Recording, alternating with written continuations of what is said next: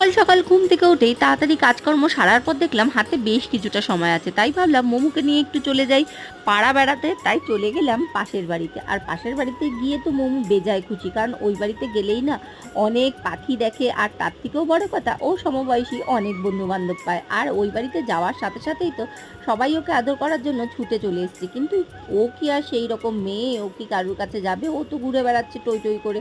ওই যে বলে না বাঁধা গরু ছাড়া পেয়েছে, ও কিন্তু সেরকম। আর ওই বাড়িতে গিয়েই দেখলাম, দেখো কত সুন্দর গাছে লেবু ধরেছে।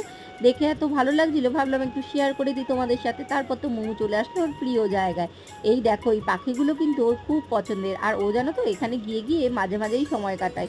আর তাই আজকে ওকে নিয়ে এসেছিলাম আমি। আর দেখো ও কি সুন্দর আনন্দ পেয়েছে পাখিগুলো দেখে। তারপর বাড়ি আসার আগে এই আমার নাতিবাবুটা চলে আসলো আমার সাথে একটু দেখা করতে। ভাবলাম তোমাদেরকেও একটু দেখিয়ে দিই আমার নাতিবাবুকে। তারপর তো বাড়ি এসেই নামলো মুষলধারে বৃষ্টি, এত বৃষ্টি যে পুরো আকাশ সাদা হয়ে গেছে।